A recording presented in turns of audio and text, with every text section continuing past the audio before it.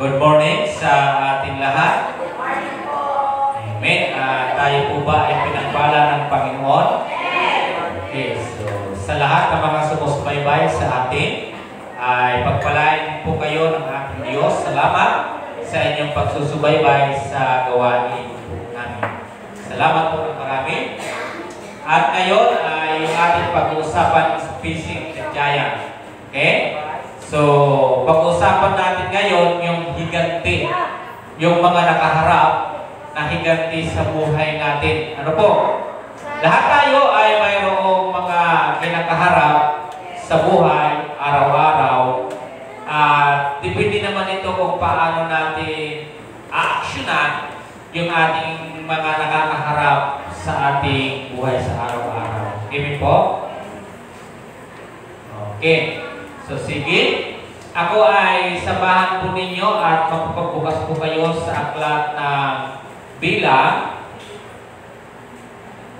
Bilang pangkat 13, 17 hanggang 20. Pupunta tayo sa 30 hanggang 33. So, once again, our topic for this month is about facing the giant. And pag-usapan na natin ngayon is the giant in the path before achieving the promise. So to defeat the giant is to hold on to God. Okay? So wala na po bang ililiit yung ating baka gusto niyo bang palitan? Pwede ba po yan hanggang 9? Okay. So, sorry mga kapatid. Pero papalaki naman siguro nila yan. Siguro maawang naman yun. Okay? Sa Bilang, chapter 13, verse 17 to 20. And then after po ng verse 20 is, punta tayo sa taas, verse 30 to 33. Okay? So, please, yung ating technical, na pwede po bang liitan pa? Para makita natin. So, tayo. So, ito po dito na talata ay Bilang, pangkat 13, talata 17 hanggang 20, 30 to 30. Okay ho? Sige. So, sa lahat ng naririto at lahat ng sumusubaybay, buksan po ninyo yung ating mga Biblia. Open your Bible, the book of Numbers, chapter 13, verses 17 to 20, verse 30 to 33. Okay? So, tayo po magbasa sama-sama. We're all together. 17. Bago lumakan ang mga tiktik, pinagbilinan sila ni Moises, sa tigib kayo dumaan, saka magtuloy sa kaburulan. Pag-aralan ninyo mabuti ang lupain, tingnan ninyo kung malalakas o mahina ang mga tao naroon, kung marami o kakaunti, tingnan ninyo kung mainam o hindi ang lupa, at kung may matitibay na buong o wala ang mga lungsod. Tingnan ninyo kung mataba o mahina ang mga bukid doon, at kung maraming punong kahoy o wala, lakasan ninyo ang iyong loob, at pagbalik ninyo magdala kayo ng ilang bunga kahoy. Noon ay panahon ng ubas. 30. Pagkatapos nilang magsalita, pinatahimik ni Kaleb ang bayan at kanyang sinabi, hindi tayo dapat mag-aksaya ng panahon, lusupin na natin sila at tiyak na malulupin natin. Sumagot ang ibang tiktik, hindi natin sila kaya pagkat mas malakas sila sa atin. Hindi maganda ang kanilang ulan. Ito ang sinabi nila, higanti ang mga taga-roon at sino bang magtangkang sumagot sa kanila ay lalamunin nila ng buo. Nakita namin doon ang mga Nephilim. Ito'y lahat ng anak buhat sa Nephilim. Halos hanggang tuhod lamang kami. Tayo po ay manalangin. O Diyos, Ama na makapangyarihan sa lahat, Lord, we ask your Holy Spirit to guide us, O Lord, at bigyan kami, Panginoon, ng kaalaman, karunungan, upang maintindihan, maunawaan namin ang iyong mga salita. Lord God, there's nothing impossible, Panginoon, sa inyo. Lahat ng bagay ay magagawa ninyo sapagkat kayo ay Diyos at Hari ng mga hari, Panginoon. Lord God, giant in our lives, kailangan namin kayo, Panginoon. Lord God, we walk not by sight, but by faith, Lord Jesus. Lord God, we are here now, O God, na naway tulungan po ninyo kami. Samahan ninyo kami, anumang panghiganti mayroon kami ngayon sa buhay namin. Lord God, iba-ibang higanti mayroon kami na kinakaharap ngayon. So, bali, iisa lang ang Diyos na gagawa nito, Panginoon. Marami pang higanti ang bawat isa. Alam namin na ikaw lamang o Diyos, nakila na maggagabi, tatalo sa higanting mayroon kami, Panginoon. Tinataas namin ang iyong dakilang pangalan sa tayong pangalan ni Jesus. Ang lahat ay sabi na, Amen and Amen. Okay, so maraming pong salamat sa ating babasa. So once again, facing the giant. Paano ba natin hinaharap? Paano ba natin siya kinakaharap? Kung kayo ngayon ay nakaharap sa higanti, ano ba yung dapat natin ginagawa? Okay, the giant in the path before achieving the promise. Okay, sa buhay natin, mayroon tayong mga kinakaharap at then once again, ang higanti sa daan bago makamit ang pangako. Okay? So, yung ating tinutukoy dito is yung lupang pangako ng Panginoon. Okay? Ito yung the promised land. Okay? So, mayroong pangako ang Diyos sa mga Israelita na makikita po natin na ang pangako niya ay ito ay mataba, puno ng pulot. Napakagandang lugar yung pangako ng Panginoon sa mga Israelita. Okay? Pero bago natin maabot po yung pangako ng Panginoon, sabi natin, the giant in the path before achieving the promise. In our journey, sa ating buhay, sa ating dinadaanan, may mga bagay talaga tayo na talaga hindi agad nakukuha natin yung promise. May mga bagay muna tayong dadaanan, doon din sinusukat ng Panginoon kung kaya natin o hindi yung inaabot natin pangako ng Panginoon sa atin. But you know, mga kapatid sa Panginoon, kung tayo ay nilalagay natin sa Panginoon yung ating bawat lakad, ano man yung naririyan sa daan na pili kang matiso, pili mo maabot yung pangako ng Panginoon, tutulungan ka ng Diyos. Amen ho?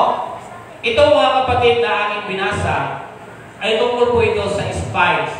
Yung 12 spy, mga kapatid, o yung tiktik, tiniktikan po nila dito yung lupang pangako.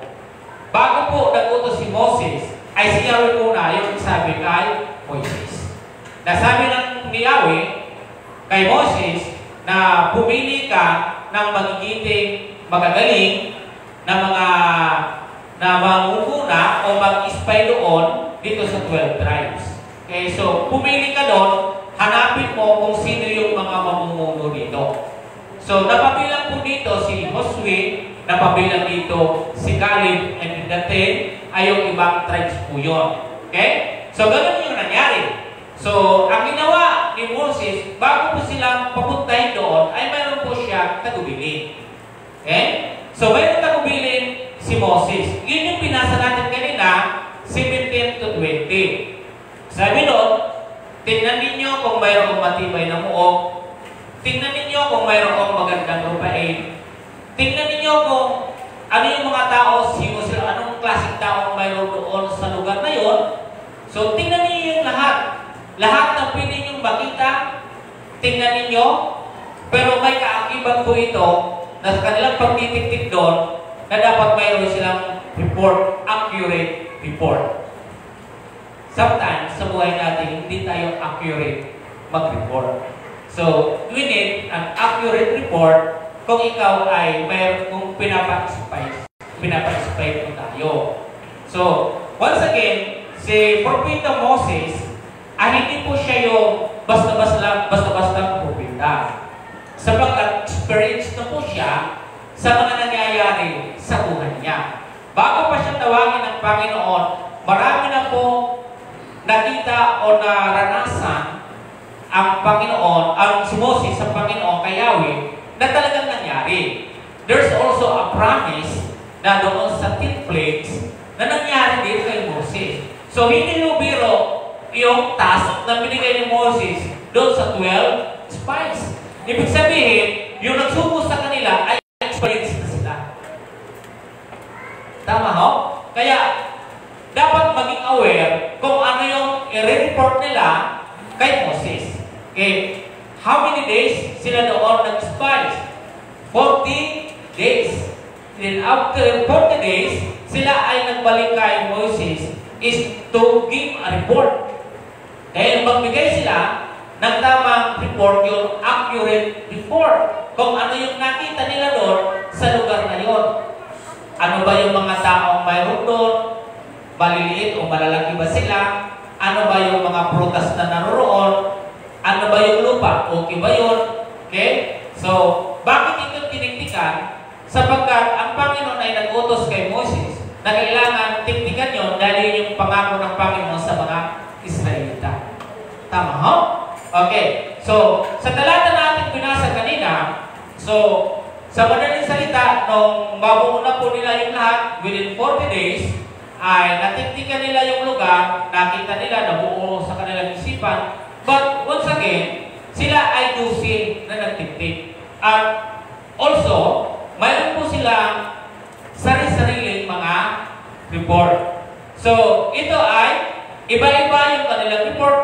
Possible na mayroong sim report or magkaiba ang report. Okay, sapagkat kung yung nabasa natin kanina, mapapansin po natin, mayroong hindi accurate report, mayroong mga nakaka-discourage na report. So, lahat po yun, mapapansin natin kanina, na mayroong kakaiba silang report. But once again, ang kanilang nire-reportan, walang iba kundi si Moses. Si Moses ay propeta, marami na po siya ng karanasan sa Panginoon. Okay? So, bakit ko po nasabi, marami na siyang karanasan? Nung dumaan po at nangako ang Panginoon kay Moses, liban po sa promise dito, promise lang, sa lupain pangako, mayroon ng unang pinangako ang Panginoon kay Moses. Ang pangako niya, ilalabas niya yung Israel. Yan yung unang promise ng Panginoon kay Moses. Kaya hindi po basta-basta yung pag-report dapat nila doon. Dahil tinitingnan ni Moses doon yung attitude ng kanyang mga pinadala na spies. Tayo ngayon as a Christian, tinitingnan tayo ngayon ng Panginoon yung ating attitude. As a Christian, bilang isang tipi, bilang isang foreigner dito sa mundo na ito, ay tayo ay tinitingnan ng Diyos kung accurate ba talaga tayo ba nagsasalita tungkol sa Kanya. Totoo ba yung sinasabi natin sa Panginoon kung hindi? Okay? Mahalaga na makita sa buhay natin, tulad ng mga tipik na ito, ang magandang tularan dito walang iba kundi si Caleb and Joshua. Si Joshua and Caleb, mayroon po silang kakaibang report kay Moses. Ang inahanap kasi dito ni Moses, kahit ano pa kasi yung lagi doon, kung anumang mayroong ori, anumang klaseng mayroon doon, dapat makita pa rin yung attitude natin na ikaw ay mayroong Diyos sa buhay mo. Tama ho? Kasi dito inyong makikita, ang sinabi po dito ng tiktik mga kapatid, re-report nila ang lahat, sabi dito, pagdating sa Kanaan, tinignan ng mga tiktik ang lupain mula sa ilang ng Sin hanggang sa Riho, sa palapit sa Hamat. So dito sa baba 25, pagkaraan ng 40 araw ng pagtitiktik, umuwi sila at humarap kina Moises at Aaron. Ito yung pagharap na nila kung ano yung sasabihin nila doon. Pwede sila magsabi ng totoo, pwede sila magsabi ng sinungaling. Pwede sila magsalita na para sila ay panigan. Di ba? So kasi kanya-kanya report hindi naman nakita ni Moses yun Pero, laging tatandaan, si Moses ay experience na po siya about God's promises. Tama? Kasi mayroon ng taon ng pangako ang Diyos na pinangyari na talaga ng Diyos kay Moses. Kaya ito, hindi lang ito pangalawa. Ito yung pangako lang talaga ng Panginoon sa mga Israel. Okay, then sabi diyan, then at humarap kina Moses, Aaron at sa buong bayang Israel na natitipon noon sa Paran, Kadis, inuulat nila ang kanilang nakita at pinakita ang mga uwi nila bungang kahoy. Ang sabi nila, nagpunta kami sa lugar na pinatiktikan ninyo sa amin. Mainam ang lupain iyon, saganang-sagana sa lahat ng bagay. Katunayan, ang bungang kahoy na kinuha namin doon, ngunit malalakas ang mga taga roon, malalaki ang lusod at matitibay ang buo. Bukod dito, naroon pa ang lahi ni anak. Sakop ng mga bisita ang Nigib, ang kataasan ay itinitira naman ng mga Hitiyo, Busiyo, Amorio, ang nasa baybay dagat naman, at ilog Jordan ay mga Kaniniyo. Sa tono, sa salita dito, mayroon ng kakaibang napapakinggan si Moses. Sabi, malalaki doon yung ubas. Sa katunayan, pag malaki yung ubas, mayroon nakita na higanti. So, dito pa lang, sa pag-report po dito, nagkaroon na po ngayon si Moses na kanilang sinasabi, alam na ni Moses kung ano yung attitude ng tao na nag-report sa kanya. Kung mahina, kung malakas, kung nagpapanik, o kung sumusuko siya. Kung matibay, o may takot siya, para harapin yung mga tao na naroon. At tingnan yung mga susunod na verse, sabi dyan, sa verse 30, pagkatapos nilang magsalita, pinatahimik ni Caleb. Kasi mayroon ng hindi nasasaka, hindi na maganda yung napapakinggan ni Caleb. Pinatahimik niya yung lahat. Tumingin kayo! Kasi may mga report na sila, hindi natin yung kaya. Ang malaki nun. Ang dami ng forma, ang dami mga chismis, marami na doon kasi bawat bawat tribes, bawat nangmon, isang tiktik po yun. Kaya, magsasalita hindi mo, ganito yung tao mo, mahirap no, tsaka yung buo, at talagang hindi natin yung kaya, malalaki no. Narinig ni Caleb yung report na katulad nito. Maging si Moses, hindi mo ba ikakaila sa kanya na si Moses, alam niya din kung anong mayroong pag-uugali ang mga tao magre-report sa kanya. Kaya, sabi dito, sabi niya, pagkatapos nila magsalita, pinatahimik ni Caleb ang bayan. At kanyang sinabi, hindi tayo dapat magsaya ng panahon, lusubin na natin sila at iyak na malulubig natin. So iba po yung report ni Caleb. O diba? Literally, malalaki talaga yung tao. At talagang matindikasyon. Talagang, kung titingnan lang natin tayo, siguro atras ka.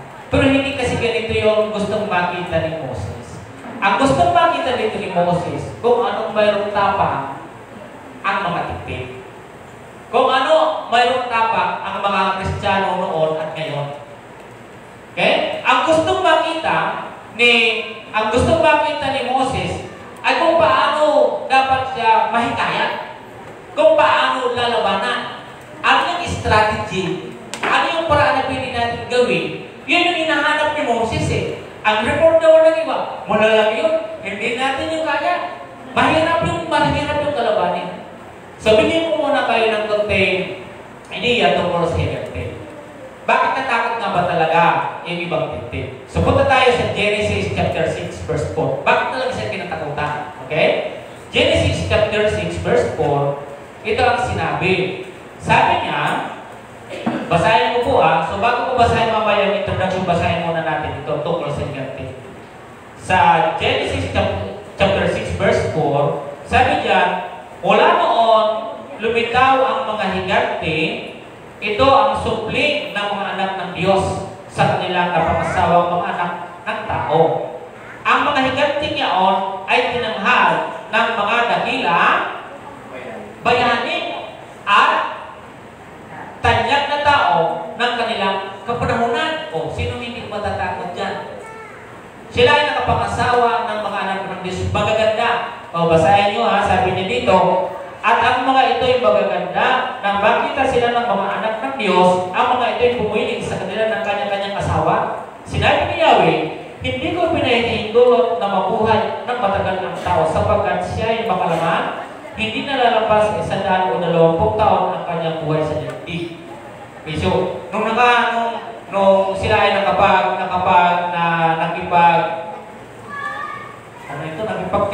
nakipagtali dito sa magagandang ito, ang lumabas ay malalaking tao. So, makikita natin ngayon, sa background na ito, talagang mahirap talaga sa makinisig. Magagaling pala sila, magagaling pala yung tao ito. Okay? Pero, once again, nung sumagot po dito si Kali, ay iba ang kanyang sagot. Siya yung kakaiba at saka si Joshua. Iba yung kanilang tingin ko. Tara na, lusumin na natin. Iba yung spirit nila. Alam niyo mga kapatid, ang gustong makita sa atin ngayon ng ating Panginoon, ng ating spirit. Kung mayroon tayong fighting spirit to defeat the giant. Di ba? You cannot defeat the giant kung ang spirit mo ay weak. Kahit ang sundalo, palabanin mo ang sundalo.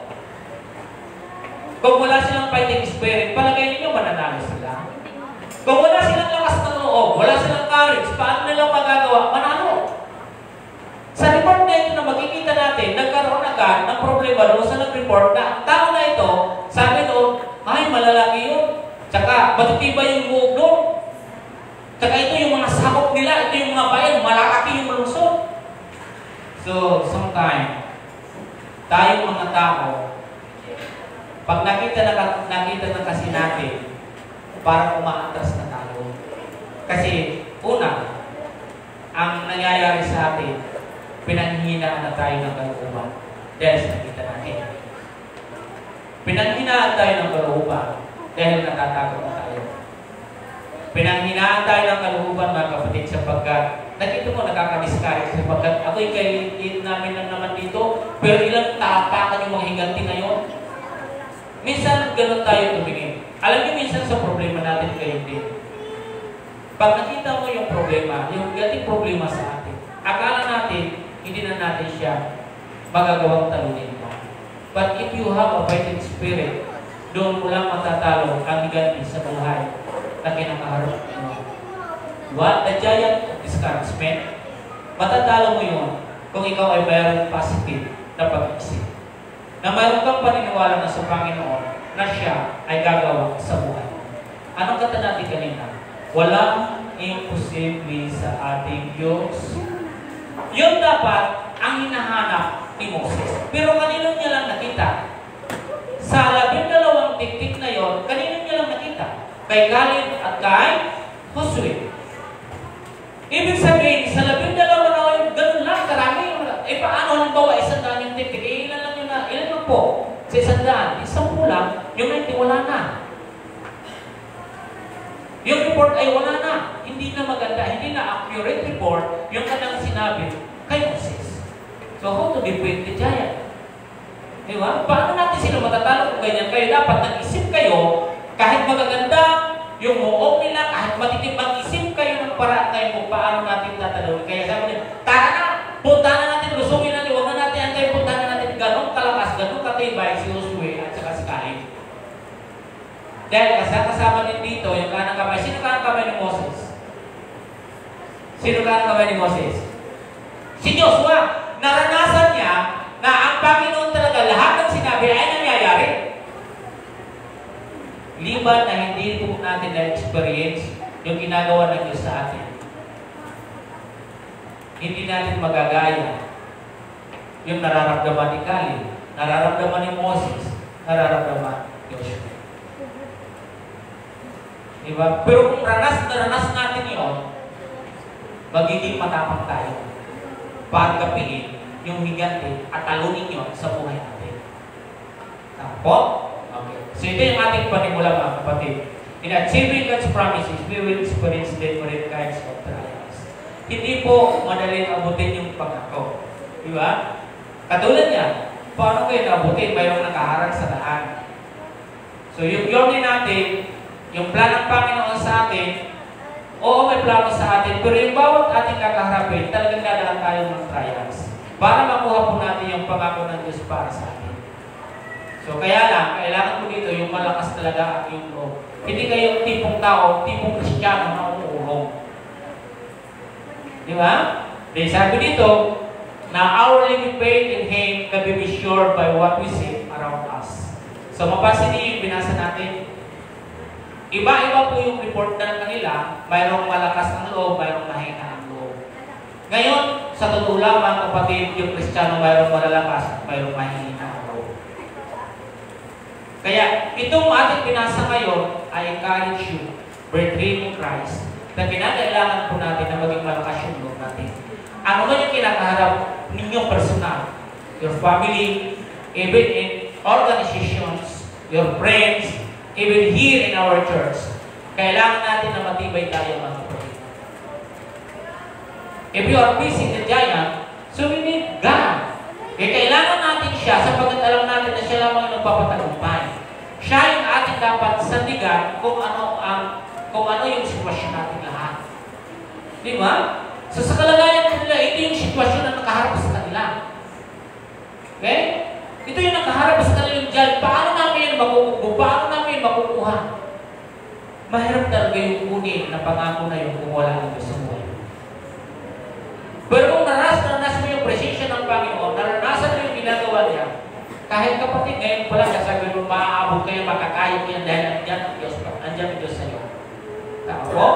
Okay. Again, sabi niya, ang paggamit ng mga pangako sa Diyos ay makakaranas tayo ng iba't ibang uri ng pagsubok. Ang ating buhay ng pananampalataya sa Kanya ay masusukat sa nakikita natin sa ating paligid. Ang totoo, maging sa panahon natin ngayon, kung ano yung nakikita natin. Halimbawa ngayon sa pasukan, sa pag-aaral. Kadalasan nakikita natin, hindi ko alam kung matatapos yung aking anak. Kasi nakikita natin yung kunti lang yung pera nyo. Di ba? Paano ako magbibili ng books or notebooks or to enroll? Paano ko gagawin kung ito yung pera ko? Saan tayo? Doon talaga tayo nakatitig. Doon tayo nakatingin sa present. Doon sa nakikita natin. Hindi ho natin nakikita yung gagawa ng mga bagay sa iyo. Kasi ang nakikita natin ay yung present tipo. Yung nasa harapan natin, yung nakikita natin.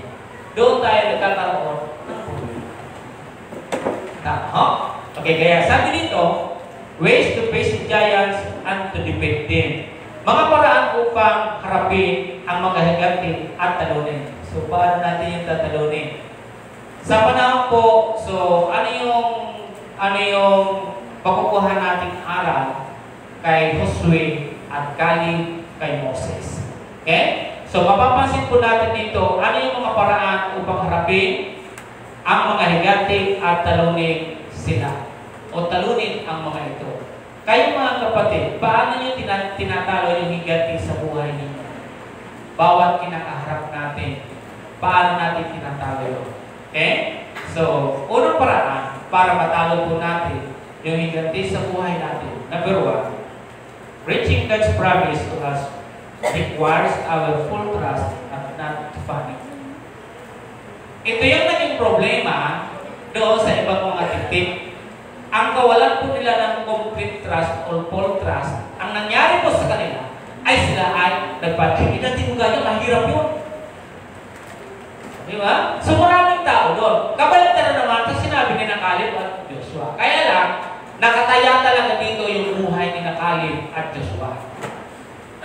Nakataya dito yung kanilang kalalagyan. Pero makita po ninyo kung gaano katapang itong dalawang ito. Kung paano nila tatalunin, nag-isip sila kung paano tatalunin yung mga giant na yun. Okay, dapat tayo sa buhay natin, lagi nating bigyan ng pansin ngayon, may tiwala ba talaga tayo sa Diyos? May tiwala ba tayo sa nag-utos sa atin? Sino yung nag-utos sa kanila? Si Moses, di ba? Si Moses, malaki yung tiwala niya sa Diyos. Malakas din ang kanyang loob ng utusan itong bawat tribes at kumuha ng titik sapagkat alam niya, tiwala siya na hindi siya bibigyan ng Panginoon. Nasabi niya yun at nagawa niya yun sapagkat malaki yung tiwala niya sa Diyos at naranasan niya kung paano ginawa ng Panginoon yung lahat ng pangako sa kanya. Kaya malakas ang kanyang loob para iparanas din doon sa mga tiktik. Kaya lang yung kabiguan ng iba, yung 10 na ito, ay umatras sila dito. Iba yung kanila report dito sa kay Moses. Na naghanap sana si Moses. Alam naman ni Moses yun eh. Kasi wala namang birong, baging panahon niya no, wala namang birong pupunta mo yung karian na hindi malakas. kung bakit sinasabi ko sa inyo na experience na po si Moses, yung paghahati po ng dagat. Di ba? Yung 10 kitungi, ay 10 salo na nangyari. Nakita na yun ni Moses kung paano gumalaw yung Panginoon. Alam na yun ni Moses. Kaya ito, alam niya na yung gagawin naman dito ng Panginoon. O, di ba? So, hinahanap niya na lang dito yung mga taong totoo na magsasabi sa kanya ng accurate report. Ngayon, malakas man yan o mahina, gumawa ka dapat dito ng report kung paano pa rin siya dapat natin magapit. The book of Deuteronomy chapter 11, inyong mapapansin po doon, sa Deuteronomy chapter 11, 19, in the following verses, doon po sinabi ng Panginoon na malulupig niyo sila. Ibibigay ko sila sa inyo. Pero mayroon kayong mga susundin dito. There is a blessing and there is a curse. Okay? Magkakaroon ka ng blessing kung susundin ninyo yung aking pinatutupad dito sa ibibigay ko sa inyong lupang pangako. Sa Deuteronomy chapter 11, mapapansin niyo po doon, malulupig niyo sila. Di ba? Malulupig niyo sila. Okay, sa buhay natin, kung mayroon tayong pagtitiwala, giant man yan ang karamdaman sa buhay mo, ang Diyos ay gagawa ng paraan para matalo mo siya. Para ikaw ay gumaling. Okay? Kung giant man ngayon financially, o wala ka, yung maharap ka ngayon sa financial crisis or lack of financial, the Lord will provide. Amen? So, sa iba't ibang mga bagay maharap tayo, yan iilan lang yung aking nababangit. Alam ko mayroon tayong giant ngayong kinakaharap. Pero tandaan nyo lagi na may Diyos na gagawa sa atin. Basta ikaw ay magtiwala. Malayo man o malapit mga kapatid, sa Diyos walang malayo, wala po siyang malayo. Lahat ay kaya niya mabuti. Amen, no? Walang malayo sa kanya. Okay? Sabi niya, reaching God's promise to us requires our full trust. No panic. Not to panic. Sa bawat nakikiya, huwag kayong magpapanik. Kung mayroon talaga kayong tiwala sa Panginoon, tiwala, huwag kayong magpapanik, huwag kayong mataranta. Kasi ganito yung nangyari. Nataranta sila. Isipin mo naman yung isang buwig, pinasa ng dalawa, pinagtulungan yung isang buwig na ubas, sumalaki talaga. Di ba? Maalas yung lupa, kasi ganun palang kalaki. Mataba yung lupa. Maganda talaga yung lugar. So, yan po yung pangako ng Panginoon. Letter A, God's promise that He will free the Israelites from the captivity of the Egyptian. So, gusto ko muna sa inyo na pumunta tayo sa pangako ng Panginoon na tanggalin yung Israelita sa Egypto. Tinanggal ito ng Panginoon doon at pinangakuan po dito si Moses. Natatanggalin ko yan yan. Huwag kang mag-alala. Sabi, tatanggalin ko yan. Kaya nga lang, pinagmatigas ng Panginoon ang puso na Panginoon. Okay? So, ilang salot mayroon? Sino nakakatanda sa inyo ng unang salot? Ano yung unang salot? Na binigay sa Parang ng panahon na inalispon nila doon yung Israelita. Ano yung unang salot? Ha? Yung tubig na naging dugo or blood. Di ba? Naging blood po siya. So, nung makita ng Parang, hindi pa rin siya kukinto nun eh. Sinundan yun. Okay? Pero ano yung pinakahuling plagues? Ano yung pinakahuling plagues? Yung first, di ba? Yung blood. Ano yung pinakahuli yung 10 plagues? Ano yung pinakahuli number 10? Ang pagkamatay ng bawat panganay. Yan. Lahat ng panganay ay namatay po doon sa Egypto. Okay? Kasi ang pangako ng Panginoon talagang aalisin talaga ng Panginoon yung Israelita doon sa pagiging slave po nila doon sa Egyptian. Ganun yung ginawa ng Panginoon. Kaya dito sa aking binanggit, sabi ko sa inyo kanina, si Moses ay marami na pong karanasan sa Panginoon. Ikaw kapatid at kaibigan, marami ka na bang karanasan sa Panginoon? Kung marami ka ng karanasan sa Panginoon, ano mang mayroon ka ngayon, huwag kang magtataka at mamaya ang pagdating ng araw, wala na yung giant na yan sapagkat ang Diyos na lang yung gagawa sa iyo. Tao ba? Kaya ito na aking nababanggit dito, itong promise dito ng Panginoon, dito pa doon sa promise land, itong aking binalik lang sa inyo dito kasi doon sa pagharap ng report po nila kay Moses, nangyari na ito na ginawa po ng Panginoon sa Parao. Kaya yung report po ng bawat tiktik po doon, yung mga sadyayan na nangyari po ron, kaya si Moses, sabi, ano ba yung mga nag-report nito? Anong klaseng sampu naman ito? Wala namang kalutay-lutay lang report nito, hindi accurate yung report nila. Grabe naman to, baksak naman ito sa amin. No, di ba? Alam niyo kung sino yung pumasa na tama na nag-report? O, di ba? Walang iba kundi si Josué and Caleb. Di ba? Ang iba kasi, ay, nakakatakot dyan dumaan kasi may liyo. Di ba? So, anong dapat paraan ng isang Kristiyano pag may liyo? Halimbawa, simple, halimbawa pag may baha, may gusto tayong tulungan. Di ba? O tutulong tayo doon sa mga ramba. So, ano yung magiging action mo? Ano yung magiging, pastor, huwag tayo muna ng putik pa doon. Pag wala ng putik. Bakit ba? Patantayin natin yung putik, mamamatay yung tao. So, magkaroon tayo ng magandang report. Di ba? Magkaroon tayo ng magandang mensahe doon sa inuutos sa atin. So, kung ikaw ay mayroon kang positive na pag-iisip, di ba? Hindi ka mag-iisip ng gano'n. Bakit, ano pa kailan ko dyan sa putik? Anong gagawin natin? O di magputa ka. O di ba? O, ay aalpungahin ako dyan. Hindi magputa ka nga. O magsapatos ka. O basta pupunta tayo doon. Sabi dito mga kapatid, pag gusto, ay marami, pag ayaw marami, dahilan. Ito yung nangyari. Kaya, akala nyo dito, sa mga 10 tiktik na ito, na pabira kayo, may paraan kung paano natin, kahit ano pagtibay niya, kaya natin yun sapagkat kapanig natin ang, okay? So, kapanig natin. Okay? Masabi dyan, don't give up on God's promise. Hindi natin kailangan na sumuko. Hindi kailangan natin na sabihin, don't give up on God's promise. And the second, keep moving forward, knowing God can be trusted. Di ba? And then the third is believe that God always wins. Naniwala kayo na lagi nagpapatagumpay ang Panginoon. Nakabasa ko ninyo sa Biblia na talo ang Diyos. Pakita nyo sa akin kung kayo ay nabasa nyo from the Genesis to Revelation na natalo ang Diyos. Di ba? Ang ganda po niyan yung number 3. Believe that God always wins. Ano man yung challenge na mayroon ka ngayon, maniwala ka na ang Diyos ay papanalunin ka. Tama po? Itong tatlong bagay na ito, hindi hinahanap ni Moses doon sa mga tiktik, pero nakita niya lang ito kay Caleb at Joshua. Di ba? Kung gano'n sana yung pag-iisip ng bawat isa, di sanay. Lahat tayo magkakamit ng pangako ng Panginoon. Again, ito ay lupang pangako ng Diyos. So, once again mga kapatid, sabi ko dito, reaching God's promise to us requires our full trust and not panic. Huwag tayo nagpapanik agad.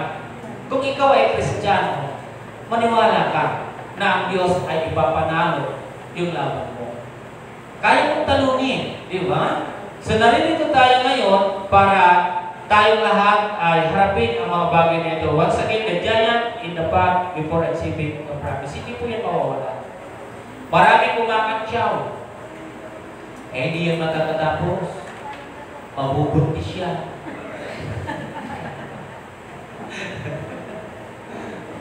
Yan pagkakatapos. Di ba? Kahit lalaki ito ba, hindi mo magkakatapos, guarantee yan. Daming taong kumagay, umuuyong sa iyo. Yung mga pangako, yung mga pangarap mo, na gusto mo, hindi mawawala dahil sa bawat lakad. Yung mga tao lagi sumisipur-sipur dyan, hindi mo alam. Nakatapos ka na ng pag-aral, sila ay chismosa pa rin. Hindi ka naman nabuntis. Nakapag-asawa ka naman ng maayos. O, di ba? So, yan, mananatili yan. Pwede mo ba hanggang ngayon, graduate na ako, no, hindi ka pa rin-graduate siya pagiging chismosa mo.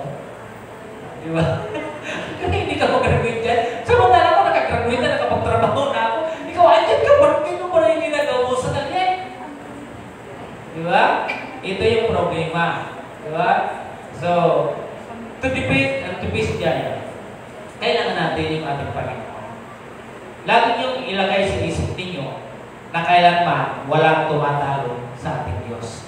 Although sinasabi dito sa Genesis chapter 6 verse 4 na talagang silang kinikilala yung nahiganti na yan, wala yan sa Panginoon. Di ba? Wala yun sa Kanya. Isinabi niya nga doon na nakita niya na ang mga tao ay very wicked na. So, ibig sabihin, mga masasama na sila. Kaya wala nang mabubuhay na lalagpas sa 100. 100 ano po yun? 120. Wala nang lalagpas doon. Hindi na aabot doon. Di ba? Kaya, mga kaibigan at kapatid, kahit meron tayo doon sa ating daraan na may mga tao katulad nito, nakikita yung giants, malaking buwit na yan, maghanap kayo ng paraan kung paano natin magagawa yun at gusta, tulad ni Caleb at Joshua. Okay, pangalawa, reaching God's promise to us, knowing that He is mightier than the giants. Hindi kasi natin kaagad na iisip yun. Ang iniisip kasi lagi natin, yung kaharap, yung nakikita natin. Yan yung nangyari sa kanila. Based in the report, hindi accurate yung ibang report. Ang hinahanap na report ni Moses as kung paano, ano man yung mangyari, matibay o hindi, maganda ang lupain o hindi, yung mga tao ng batata doon, ano man yun, mga bagay na mayroon doon, ang importante mag-report ka sa akin dito na makita ko sa iyo yung attitude mo kung paano tayo makakapunta doon sa pangako. Ang nangyari, iba yung report Ang report na iba, parang ayaw pumunta sa pangako Hindi natin kaya, at tigibay ng buong nun. Ang nais ni Moses, ipakitin nyo sa akin kung paano natin yung aabutin. Kasi yun ay pangako ng Diyos sa atin. Hindi pipili na hindi natin gawin sapagkat binigay yun ng Diyos sa atin. Tayo ay dapat Diyos. May mga bagay sa buhay natin na may pangako ang Panginoon, pero ayaw natin gawin kasi natatakot tayo. Ayaw natin bigyan ng pagkakataon. Ito yung ayaw ko sa lahat Yung inaamin na niyang talo na wala pa siyang ginagawa. Yung hindi pa siya lumalaman, wala pa siyang ginagawang import, pero nagsasabi niya, wag na, talo na tayo niyan. Yan yung mainit sa aking paligid Yung hindi mo pa ginagawa, wala, hindi ka na nga napapawisan At sasabi mo talo, hindi ka nagbigay ng pagkakataon, ng opportunity para yung katawan mo ilaban mo dun Hindi ka nagporsige. Ganun yung nangyari sa mga tiktik Di po ba? Ang kanina na lang is, wala na, ganito na ako, hindi na ako makapagtapos ng pag-aaral. Ay, hindi ko na maabot yung aking. Hindi ka na nag-report Kasi ang inisip mo na lang, ay gano'n na lang, kasi nakita mo na, ay, ang yayaman nag-aaral dyan, ay, may mga pang-tuition yung nag-aaral dyan.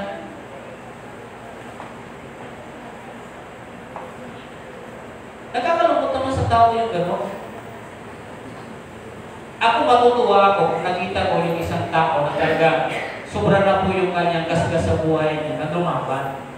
At nasabi niya, hindi ko kinaya Mas magandang tanggapin nyo kaysa taong base na nagsabi tao na kanyan.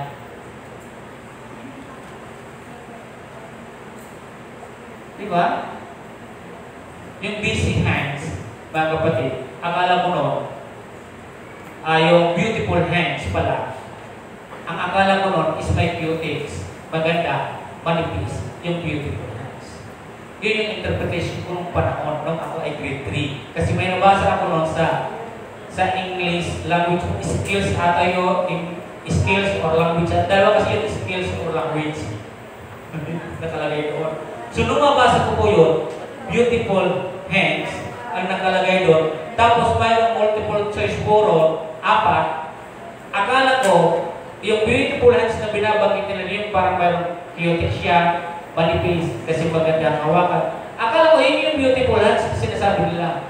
Alam mo yung beautiful hands na sinasabi? May mga kalayo. Yung palayo, yung kamay mo, natanda na talagang maganda yung kamay mo, ay yung gamit na gamit siya. Hindi yung pinapa-scrub mo siya. Hindi yung kung ano yung pinagagawa natin.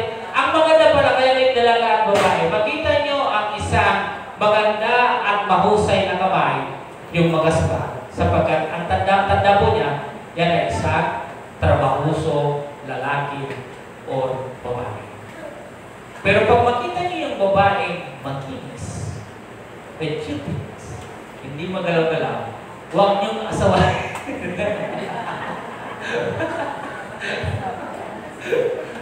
Paano basta kung may ganyan naman dito? Asawahin niyo kasi masipag yan, kasi yung ballpen yan, lagi nagsusulat yan. Di ba? Hindi, totoo mga kapatid, di ba? So, isang magandang bagay, yung nakikita mo yung tao na lumaban siya at dumating natalo talaga ako, ginawa ko na yung lahat. Pero yung nagsabi ka na, ay talang tayo, wala ka pang ginagawa, ay nako, mahirap yung kanyang tao na katulad niya. Walang paninindigan sa kanyang sarili.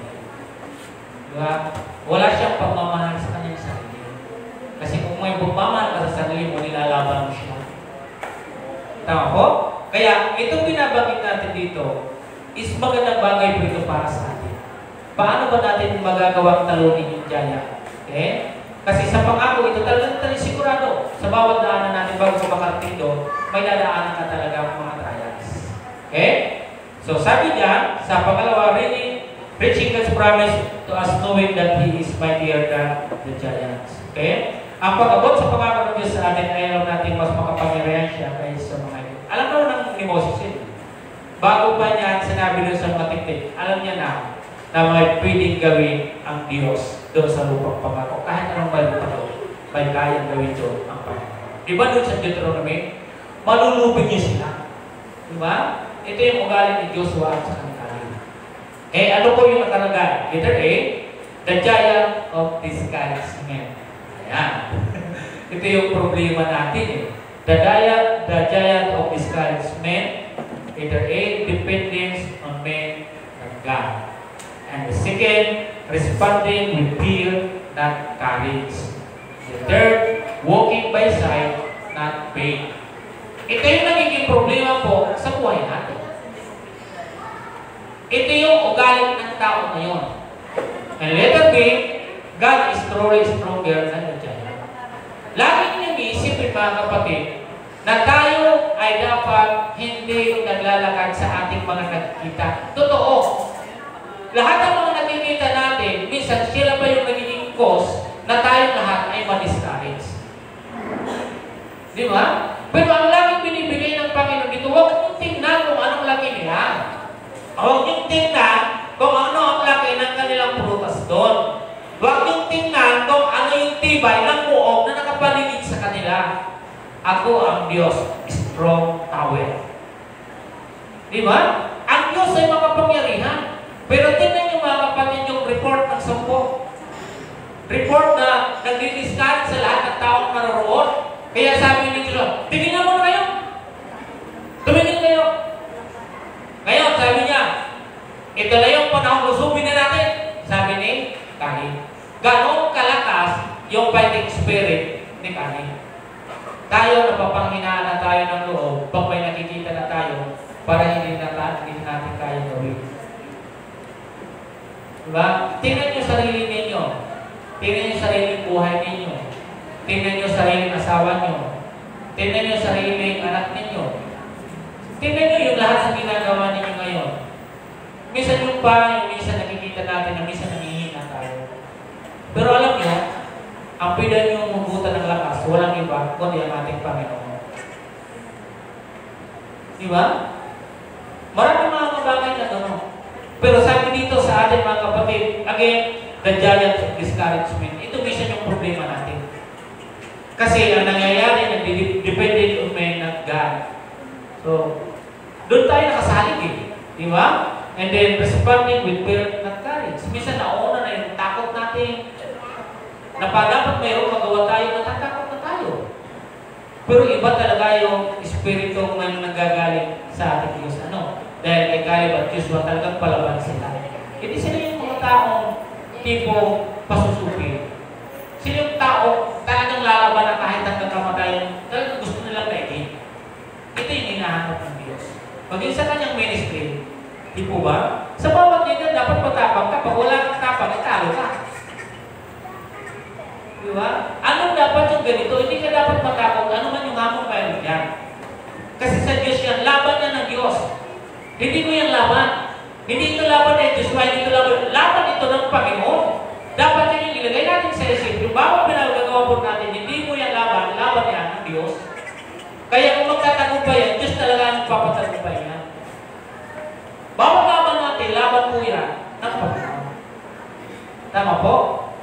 And then sabi dyan, walking by sight, not by faith. Minsan tayo, yun lang talaga tayo. Na dapat manalig tayo, na may magagawa ang Diyos, pero anong nangyayari? Dahil sa nakita natin, yun, bilis natin bumagsak. Hindi mo na alam kung anong gagawin. Pero isipin nyo lang lagi na may Diyos na tatalo sa bawat higante na nariyan sa harap mo. Okay? Pangatlo, reaching God's promise to us is not affected by what we hear, but with strong conviction. Dito, ang problema kasi, yung salita kasi, marami kasi yung naapektuhan.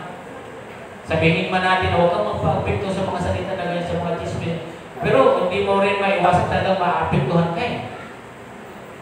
Pero dapat hindi. Dapat mayroon ka pa rin paninindigan. Okay, tingnan niyo yung ginawa ni Caleb. Hindi.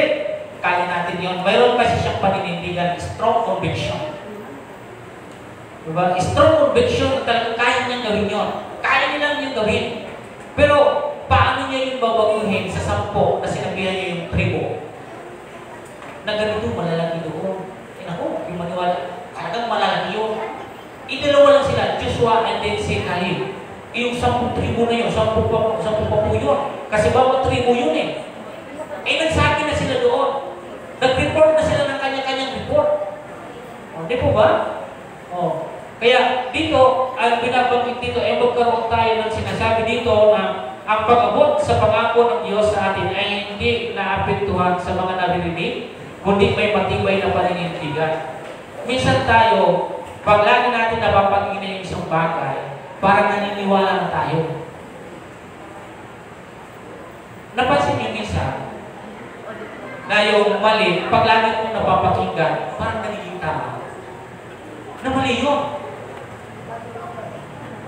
Pag lagi mo sinasabi, wala pong nagdidipin, wala pong nagsasalita. Kaya, si Caleb, nagpura siya eh. Kasi kung hindi siya iimig, kung lagi yung isasabi nila, di malalaki doon, matibay yung muhok, ay ganito talaga yung ubat, malalaki yung tao doon. Pag hindi kasi siya magsasalita, walang magdidipin po doon sa Panginoon, wala pong mangyayari.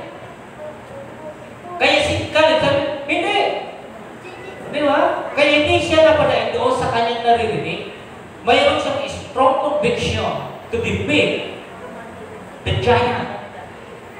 Pero yun, hindi pag lagi kasi narinig lang yung mga tribo, ay gano'n, malalaki ba talaga ito? Huwag na natin puntahan kasi malalaki pa yun, mapapahamak tayo. Hayaan ko lang yung dalawa yung pumunta doon na tayo. Ito yung problema. Kaya, paulit-ulit na binanggit yun. Kaya sabi ni Caleb, tumahimik kayo. Babasahin ko sa inyo, ha? Anong sinabi ni Caleb? Yung accurate din, basahin natin kasi nag-accurate report tayo. Ano? Sabi niya dito, sa Bilang chapter 13, sabi, pagkatapos nilang magsalita, pinatahimik ni Caleb. And then, sabi, pinatahimik ni Caleb ang bayan at kanyang sinabi, hindi tayo dapat magsaya ng panahon. Lusubin na natin sila at tiyak na malulupit natin. Alam niyo kinuha niya yung opportunity? Alam niyo kung bakit kinuha niya yung opportunity dito? Sapagkat mayroon na nangihina ang kalooban at mayroon mahina ang kalooban na nakukonvince pa ng mga 10 tiktik. Di ba? Ano ba yung tiktik sa probinsya? Sa Capiz? Aswang. Maraming mga aswang. Ngayon, nagsasabi na yung mga aswang, sinasabihan naman yung iba, naging aswang na rin. Kaya, ang lahat na naroon, para wag maging aswang. Para wala natin ba yung tindihan? Di ba? Para wag maging aswang sila, tumayo si Caleb ang pinatahimik yung bayan. Hindi! Luluhawin na natin sila para wag tayo maging aswang. Ito yung maganda, di ba? So, mapapansin niyo po rito na yung ginawa ni Caleb, pinagtiranin niyo talaga dito yung ini-inject ng 10 tiktik na ganito. Talagang sinasabi nila sa mga tao na ganito. Di ba? Si Caleb, hindi siya apektado dun eh. Kasi mayroon siyang strong conviction na kaya nilang gawin na talunin yung mga nakapalibot doon sa promised land. Kaya si Caleb sumigaw na dito. Marami pa itong madadamay ng mga tao na to. Tumayo si Caleb, marami pa to. Kaya nagsalita na siya roon. Para mawala yung mga sinasabi ng siyempre pag nakakarinig ka ng gano'n, halimbawa, yung hapon, totoong kanyon sa Pilipinas, kanyon na kahoy, na walang bala, panakot lang. O di, ikaw ba naman nun, hindi ka nung paghinaan ng kaluban, kalaban mo totoo sa'yo, kahoy lang. Pero tingnan niyo po ito. Ito yung pagsasawata sa mga nagsasalita ng gano'n. Kasi nakakapanghina ng kaluban. May mahina na nga, lalo humina. Dapat mapalakas. Kaya tumayo dito si okay? So, ito yung pangatlo natin. Once again, hindi dapat tayo magpapekto. Why should we have strong conviction to God? Tingnan nyo mga kapatid. Ang nais dito na iparating sa atin ni Caleb, number one, because immense conviction to God leads to a great sense of peace and security. And the second is greater stand for the truth in the face of oppositions. And the third, greater testimony. Di ba? So ito yung isang bagay na nararamdaman ni Caleb at Joshua. Ito yung mga bagay na ito. Di ba? So, again, greater sense of peace and security, greater stand for the truth in the face of opposition. Sa harapan mismo, then greater testimony. Ito yung mga bagay na gustong ipakita niya doon sa mga tao. Okay? Lahat tayo ay may kinakaharap na ganito. Pero lagi po natin tatandaan, ang Diyos ay nariyan para sa atin.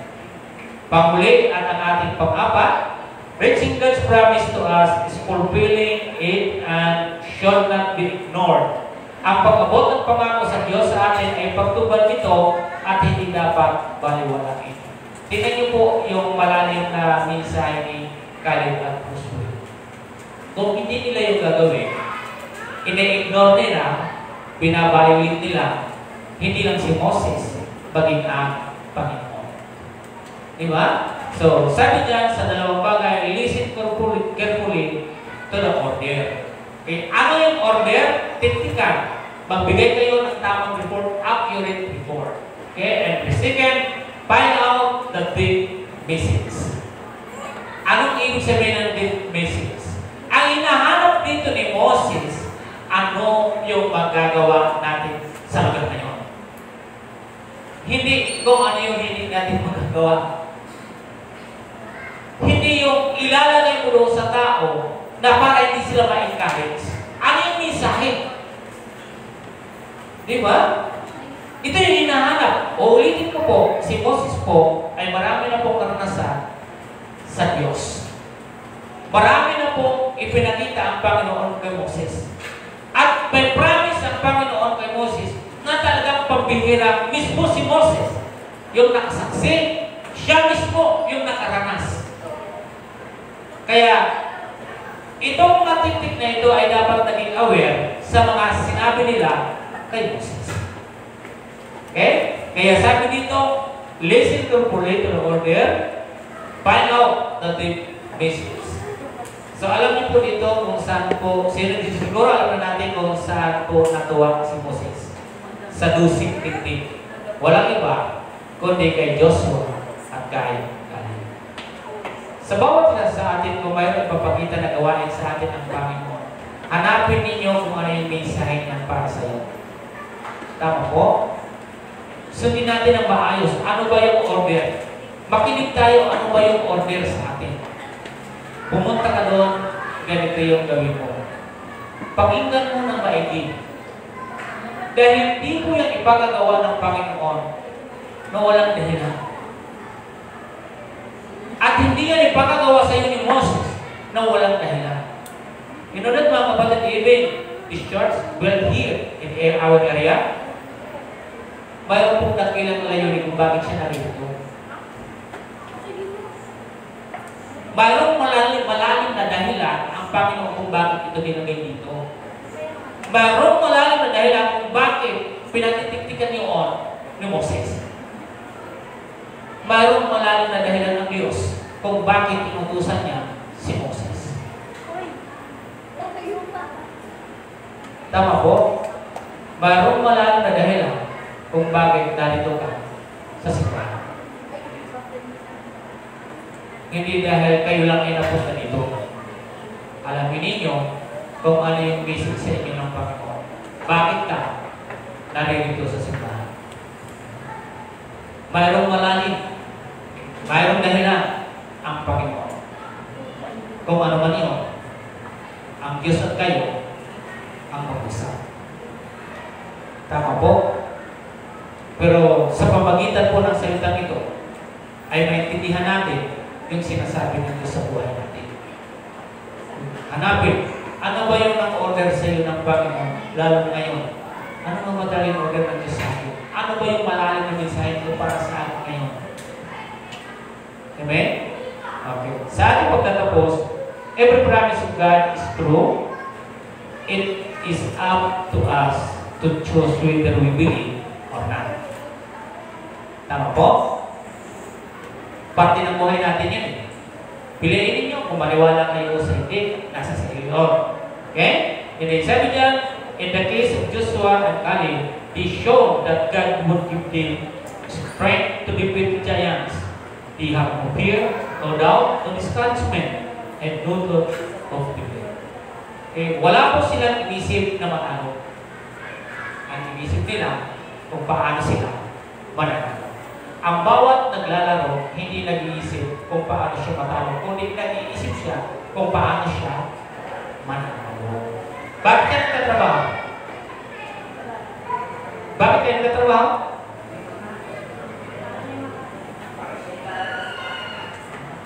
May dahilan kung bakit kayo nagtatrabaho. Magtatrabaho kung ano walang bayan. Hindi ganun yung plano mo. Kung bakit ka nagtatrabaho para ikaw ay sahuran.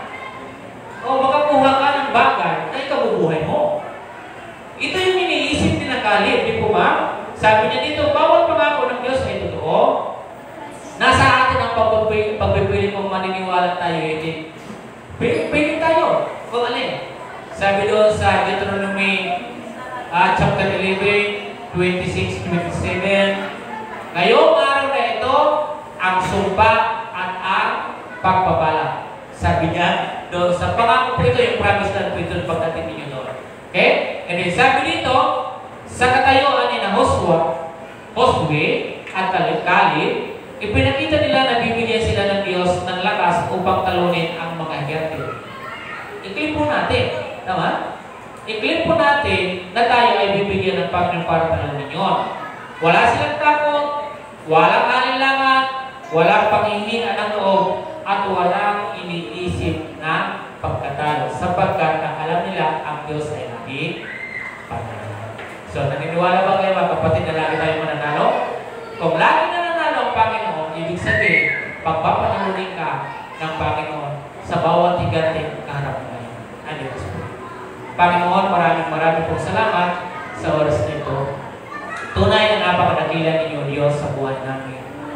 Ano man yung mga higante na mayroon kami ngayon na mahirap talunin, pero Panginoon God, kapag ikaw ay aming laging kapiling kasama tulad ni Moses, laging panalo kami, Panginoon. Lord God, marami pong salamat sa mga salita na ipinagkaloob sa amin. Salamat, even though na kami ay nasa paglalakbay, talagang mararanasan namin yung sangkaterbang mga discouragement or trials in our lives.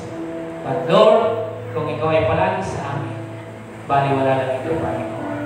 And then, tatalunin talaga namin ang higante sa buhay namin.